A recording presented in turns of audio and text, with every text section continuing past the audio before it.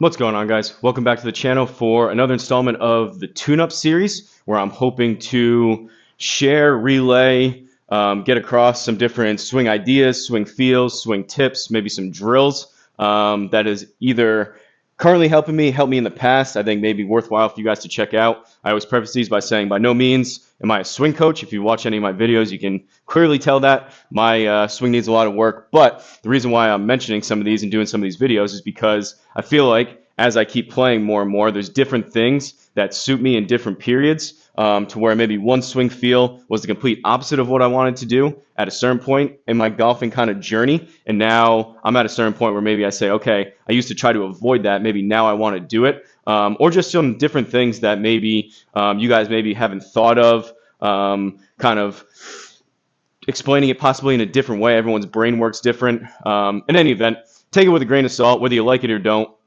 It's up to you. You can try it. I think it's beneficial. It's the whole reason why I'm doing a video. But if not, no hard feelings. I get it. But I did one right before this.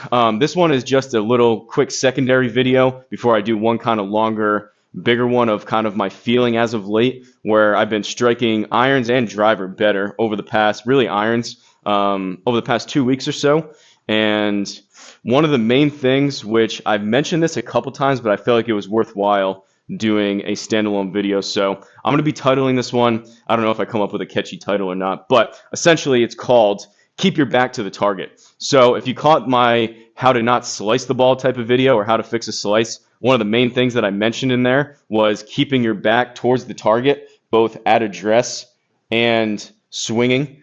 I feel like this is worthwhile when I'm in a period of just hitting the ball really well, specifically with irons, even driver. I have that feeling of keeping my back towards the target, whether I'm actively thinking about it or not. So to me, what that feels like and what that means is if you're lining up with feet pretty square and shoulders pretty square, I certainly have a tendency as a natural fader of the ball, as a lot of you guys probably do. What you think, it's easier, I think, with an alignment stick. You can put one of those down. It's easier to get your feet pretty square, and usually your hips kind of go along with your feet. However, even if your feet are pretty square, it's not perfectly straight on the mat, but take either way. Imagine this was perfectly straight. It's pretty easy to get your feet pretty straight to the target. However, even if you're set up that way, whether you notice it or not, a lot of people actually have really, really open shoulders at address and throughout the swing. Some of it is you're kind of presetting your shoulders open at the start, which if you're playing a fade, I guess that's fine. But generally speaking, most people want to hit it straighter, if not maybe a baby draw. So starting with your shoulders a bit more open is usually not great, especially if you're one of those people that come back, which I do sometimes too, and you come over the top. Is really what that is you're spinning out from the top, you're stepping on the gas up here, and your shoulders, by the time you get to the ball, are wide open, and then you swing along that line out to the left, usually with an open face, and you get a slice. So this isn't necessarily to fix a slice, however, it is going to help. And for me, I prefer to play a draw. And when I have this feeling, it just feels like everything times up better between not breaking through the wall, some of those other videos I did. Some of them kind of overlap and repeat, but maybe, again, just a different way to talk about it. So for me, all I really think about is left shoulder. I'm a righty. So left shoulder, but mainly, Gray Barn Golf logo here. Just thinking about, you can overdo it. So obviously you don't want to line up like this where your back is actually towards the target. This is, again, more of a feel. But feel like your left shoulder, just your back in general, right behind your head, stays towards the target for longer throughout address and throughout the swing. So you can still set up even feet slightly open. And if you just feel like when you come back, if you see me kind of my pre-shot routine, I'm kind of do more of these, which you could say, okay, that promotes an inside takeaway. That is what it is. But for me to get the feeling of kind of swinging into out towards first base, call it 2, 3, 4 o'clock on a clock, swinging out towards that way, I kind of envision that line, and that just naturally gets me with a more closed upper body and my shoulder and back more towards the target. So whether my swing actually is keeping my back longer or not, the whole point is this, just that feeling. And it is, I think, really, really, really worthwhile. So for an example, I'm not great at this, but if I really have my feet pretty square and try to really open my shoulders a ton at address and try to swing over the top, I mean, 6.9 out to in.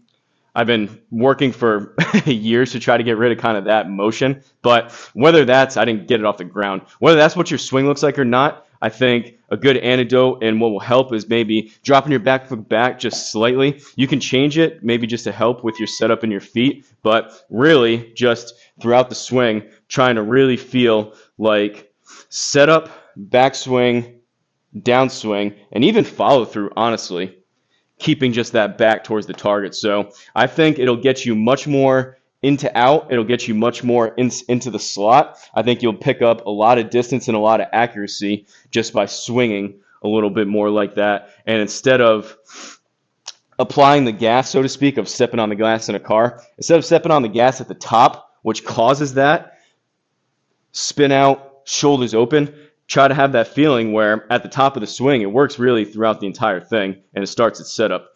Backswing at the top, if you feel like you're keeping your back towards the target, if you're going to hit the ball, you really have no choice other than to have your hands drop down here, which is what you want. And as your back is still towards the target, now is when you step on the gas. Yeah, naturally, obviously, your shoulders are going to open up, but that feeling of staying more coiled, closed, and more compact, really, once you get it after a couple shots, you'll say, wow, I'm hitting the ball way further, and it feels like I'm swinging easier. So again, not necessarily what my swing feels like or looks like. You don't want to model your swing after mine by any means, but when I am striking it good, I have that bit of a feeling of, that was a low thin shot. That's the problem with hitting shots. So that wasn't a good shot, but I have the feeling of really keeping my back close towards the target throughout the entire swing. Helps with driver, helps with everything else. I sent it to Danko. I think he's been giving it a try. There's other videos that say a similar thing, and I'm not saying anything groundbreaking here. The next video I do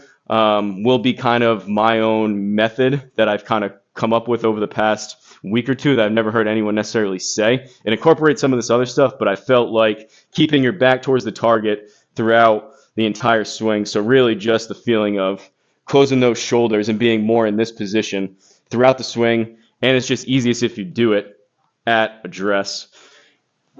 I think will really be helpful. You'll come a ton from the inside. I mean, 14 degrees into out. That's not great. That's definitely way too much. But if you're slicing the ball or you're struggling to hit it straight or hit it with any kind of consistency, I think if you had to pick one or the other, obviously neutral would be great, but if you got to pick one or the other, I would certainly take being way too far into out versus the other way. But those are the first couple swings of the day. Let me just hit one that I feel like is halfway decent, and we'll go ahead and wrap this up. But a bunch of different ways. I have a tendency to over-explain stuff, and I start hitting shots, and I want to end it on a good one. But I have a tendency to over-explain stuff. Oh, man. And then everything that I may have said kind of goes down the tubes when I start doing that. But if you go back and look at any of my live streams or videos, I have played halfway decent over the past week or so. So better, but didn't draw. In any event, hopefully you guys will. I can't end it on that. This is the problem when I went into these videos saying I'm not going to hit a shot. I start hitting shots and I say that is a terrible Healy shot. I don't like seeing that. And I can't end it on that. So we got to hit. That was the first couple swings. That was an 8-iron. I want to hit it about 155, 160 with a draw, and then we can wrap it up. Back to the target. All right, that was mashed. So we're going to end it on that one. I wish for these videos, I don't really cut out a bunch of stuff. If I mess up, you guys usually see it. I wish I could have done that on the very first swing, but it is what it is. I just came out here. Those were the first swings I took all day. So there you have it. Keep your back to the target. Try it out. If you don't like it and say, I hate that, maybe you already hooked the ball and it's not great. In any event, when I just feel more coiled, the video right before this was being more balanced and stable, all this kind of works together. But that feeling of really throughout the swing, it brings you into a much better spot. You swing a lot more into out. Your hands get into a better spot because if your back's, again, towards the target and you do everything right up until here, it's very, very hard to hit the ball if you start coming like this way over the top. You pretty much naturally, if you kind of preset a lot of this stuff and Your back stays there. Some of it's going to come down to flexibility. The most natural, common sense way that you're going to want to hit the ball from here is just to let your hand drops, what you want, and then hit the ball from there. So I think it puts you in a really good spot. Give it a try. Let me know what you think. And I will be putting both the video you saw either a day or two before, whenever these come out, this one, I have one more video I want to do, and then kind of pop on and play around with some of this stuff with a live stream. But I'm going to put kind of those two ideas, bake them into one more idea that I've kind of had in a swing field that I think is pretty unique, that I haven't heard anyone explain this way before. So stay tuned for that, and let me know what you think. Let me know if maybe you do this in your swing and maybe you haven't given a name to it or thought about it. Let me know if this is good advice, bad advice, anything in between. Just let me know. But shout out to the members. Don't forget to like, comment, and subscribe, and I'll see you guys in the next video.